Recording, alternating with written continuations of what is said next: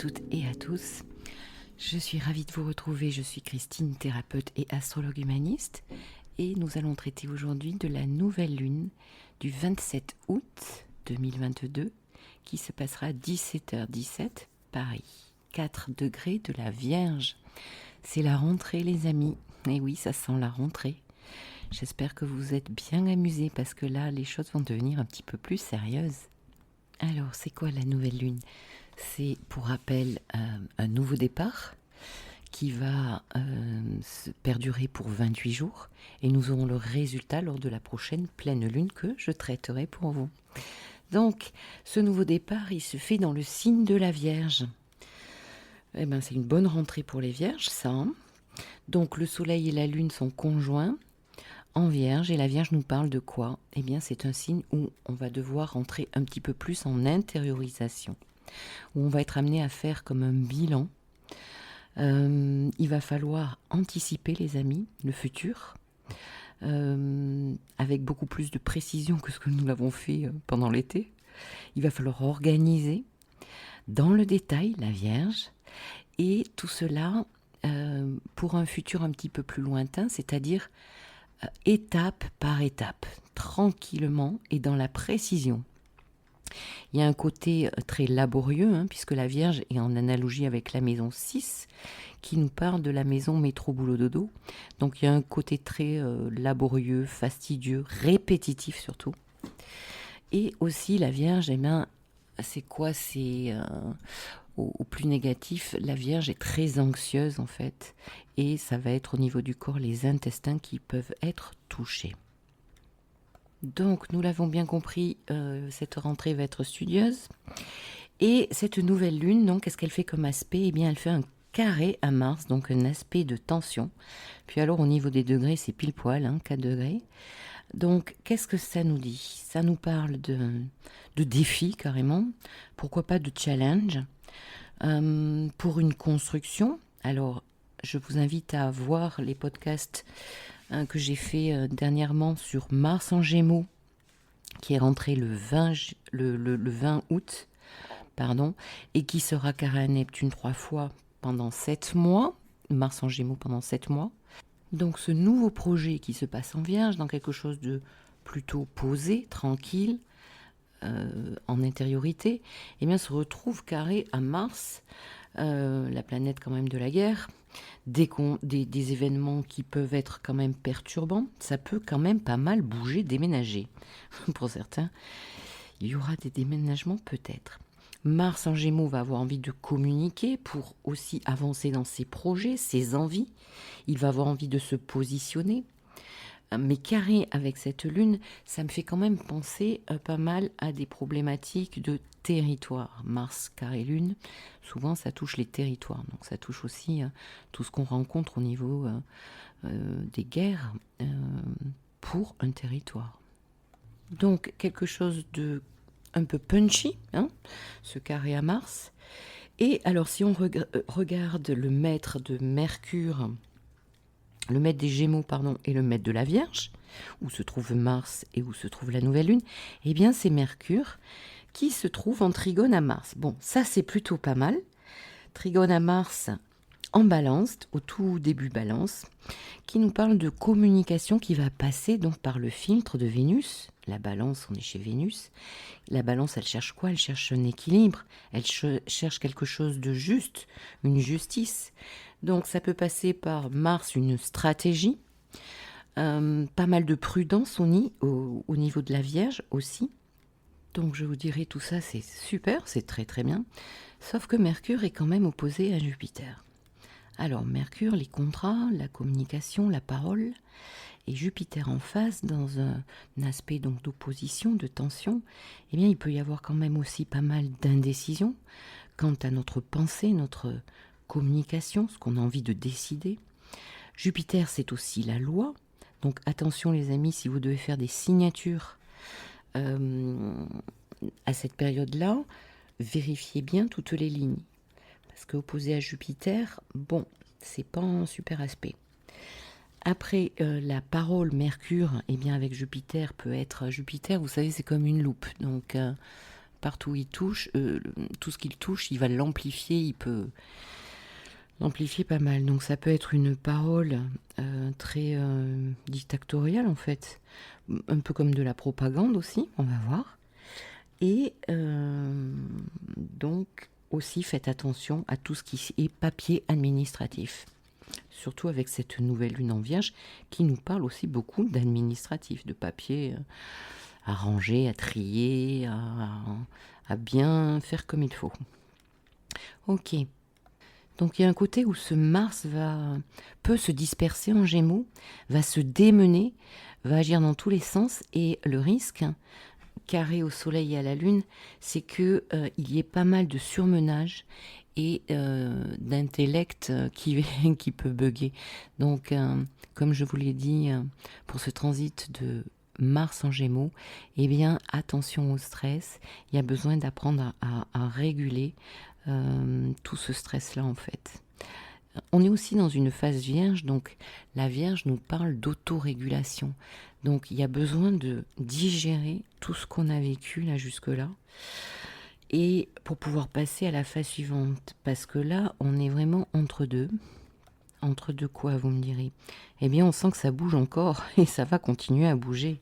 Alors, ce fameux carré d'Uranus à Saturne, que nous avons eu 17 février 2021, 15 juin 2021, 24 décembre 2021, est en train de se reformer. Certes, n'ira pas jusqu'au degré près, donc il n'y aura pas un 4e transit, mais on a quand même, tout de même, toujours, ce carré qui travaille à fond et qui revient à fond là pour l'automne.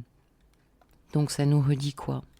Saturne, la loi, les restrictions, tu vas faire comme ça, l'autorité, et Uranus, ben non, moi j'ai envie de faire comme je veux être libre. Il y a un peu le truc. Donc je suppose que pour ceux qui font un petit peu d'astrologie, ils savent très bien où se passe ce carré dans les maisons, et c'est quelque chose de inconnu, la problématique que cela suppose dans vos vies, et que vous êtes en train de régler en fait. Alors pourquoi je reviens là-dessus?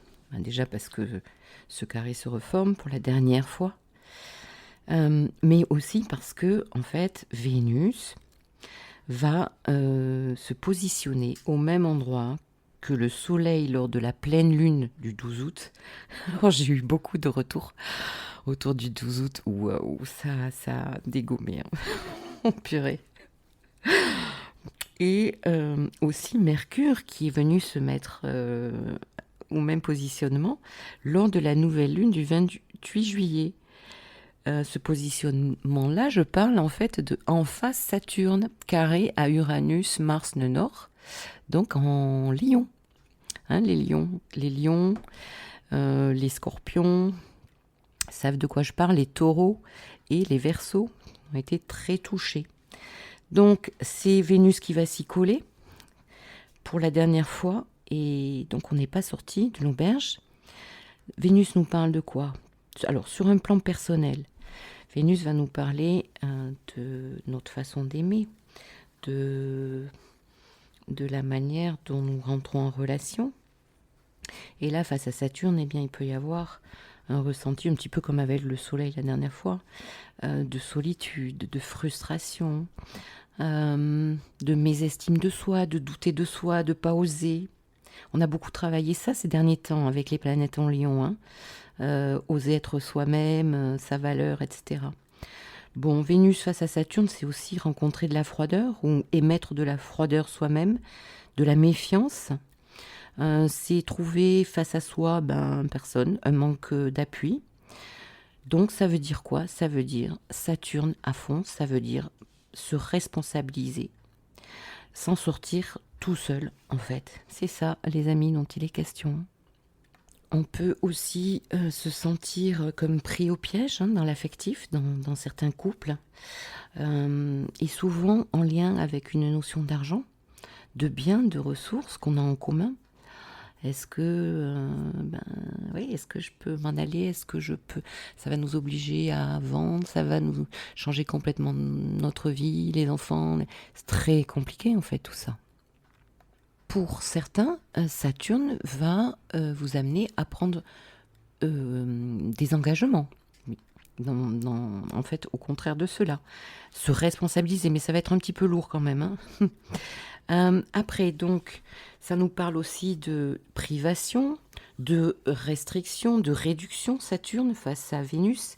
Et avec Vénus, il est question de quoi? Eh bien, il est question aussi de nos ressources, nos valeurs, nos ressources. Qu'est-ce qui est important pour nous? Donc là, je parle aussi de ressources dont on parle dans le collectif actuellement. Et donc, carré au nœud lunaire et encore à Uranus, eh bien, nous sommes toujours dans cet aspect karmique des choses et où certains comportements collectifs vont être à corriger. Il va y avoir certainement dans les semaines qui viennent des réformes au niveau de ces ressources. Il y a besoin de restructurer Saturne. Les amis, vous savez à quoi ça me fait penser? C'est quand, je ne sais pas, pour certains d'entre vous qui vous faites traiter en chiropraxie ou en ostéopathie, ce qui est mon cas, eh bien, on vous ajuste, plus ou moins en douceur. En ostéopathie, en général, c'est super. C'est beaucoup plus sur les fascias, sur les tissus. Bon, en chiro, c'est crac-crac. Mais bon, ça va beaucoup mieux après. Sauf que, on vous dit toujours, bon, pendant 2-3 jours, tu peux avoir des effets secondaires, avoir encore plus mal, hein. Donc, c'est tout ça pour vous dire que c'est comme si c'était, en fait, un peu cette lunaison, un bien pour un mal. Et surtout en Vierge, on va avoir envie de s'occuper, je ne l'ai pas dit, de notre santé, de notre hygiène de vie. Peut-être certains vont reprendre le sport, et c'est très bien. Surtout avec ce Mars en Gémeaux, là, qui va nous faire travailler les neurones plus, eh bien, il y a besoin de défouler toute cette surcharge mentale. Voilà, maintenant, je vous propose de faire un petit peu le tour des signes pour les béliers. Ma pile poil, hein. Maison 6, donc on est en plein dedans. Métro, boulot, dodo. Ça touche le quotidien, les habitudes, l'hygiène de vie. Peut-être une envie donc de reprendre en main votre santé. Pas mal de tâches à faire. Vous n'allez pas vous ennuyer, les béliers. Pour les taureaux, un nouveau commencement donc en maison 5, domaine de la créativité, domaine concernant aussi vos enfants, et puis l'affirmation de soi. Donc là, on peut être très avec beaucoup de très créatif en fait, avoir encore envie de s'amuser. Les taureaux, ils n'ont pas envie de retourner au travail en fait. Il peut y avoir une histoire d'amour aussi importante qui leur prend la tête ou qui leur prend toute leur énergie. En tout cas, un travail de maison 5. Pour les Gémeaux, un nouveau départ concernant la maison 4, donc le foyer, l'habitat, la maison, l'immobilier, la famille, les racines, peut-être la relation au père ou tout substitut paternel, et aussi travail sur la sécurité intérieure ici en maison 4, sécurité émotionnelle. Ici, c'est de votre vie privée dont il est question. Alors, avec Mars en maison 1, carré à cette nouvelle lune en maison 4, oui, il peut y avoir à défendre son territoire. Territoire, ça parle de beaucoup de choses. Pour les cancers, les cancers sont invités à prendre un nouveau départ au niveau de la maison 3. Donc, tout ce qui touche la communication, l'entourage proche, la fratrie.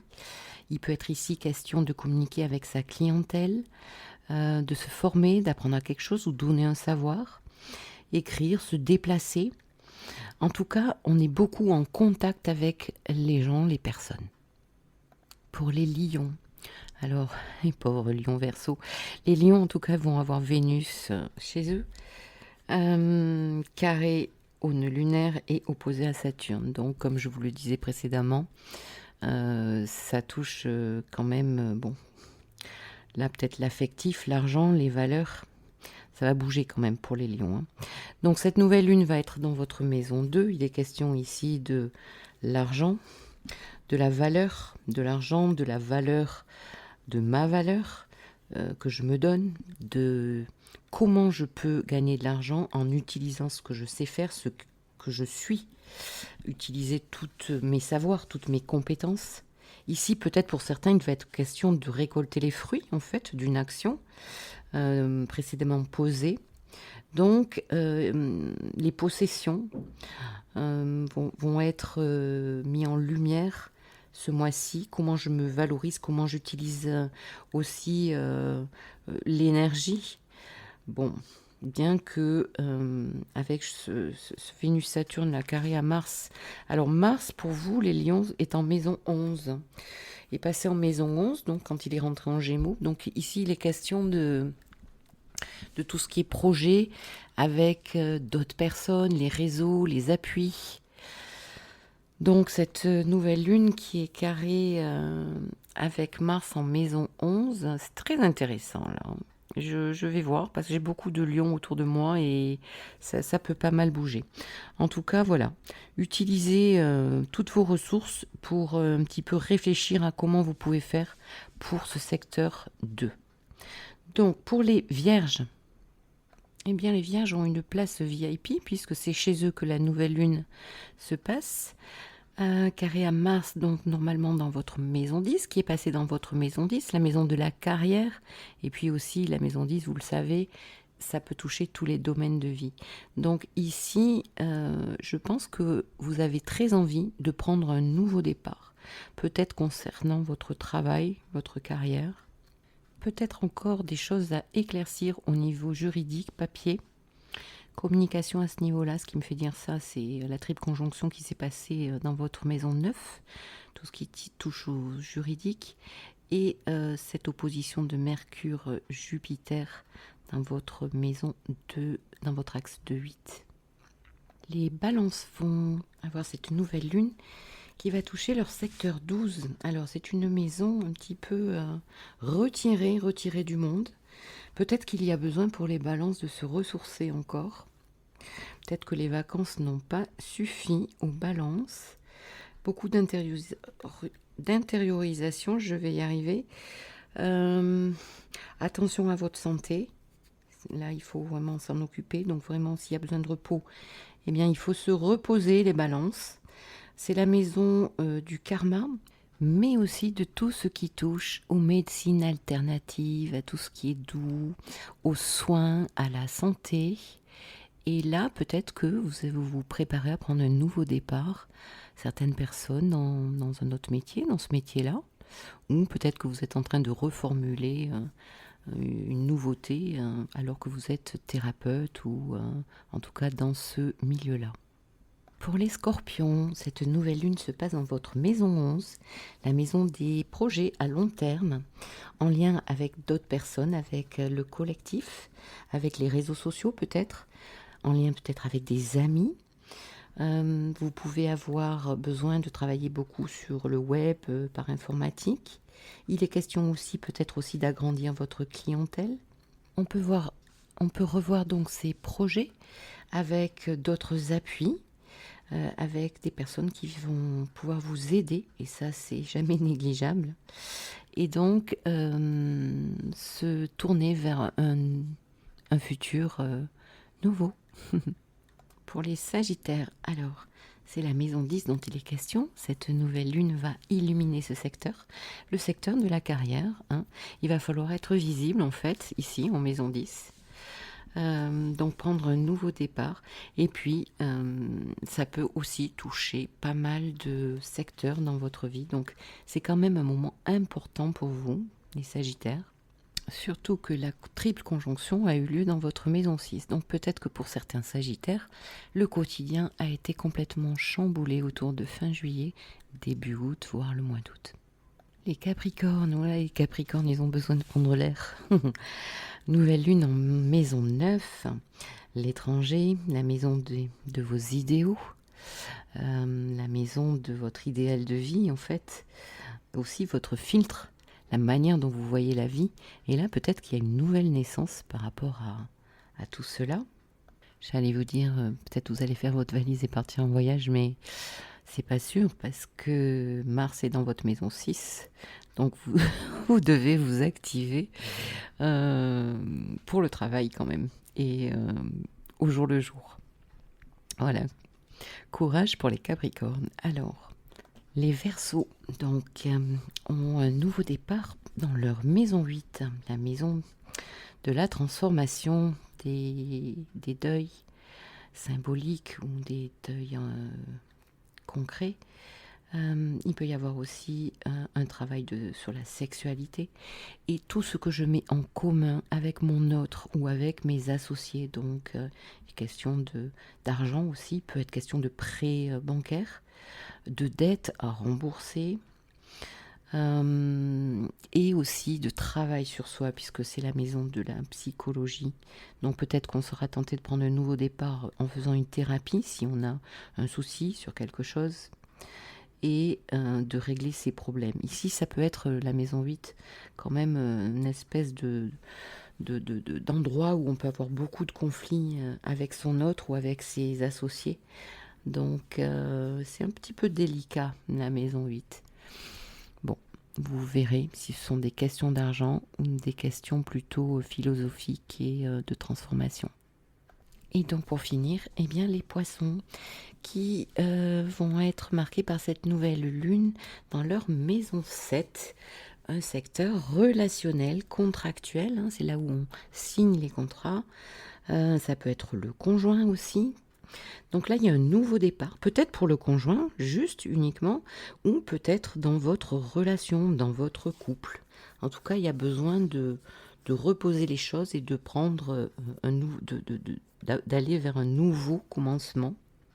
Ça peut quand même être axé, quand je vois que vous avez Mars en Gémeaux dans votre maison 4, donc au niveau de la famille. Mars en Gémeaux, ça peut toucher les enfants. Il peut quand même y avoir des tensions entre le couple, la famille, l'habitat et les enfants aussi. Donc ça peut être assez personnel tout cela.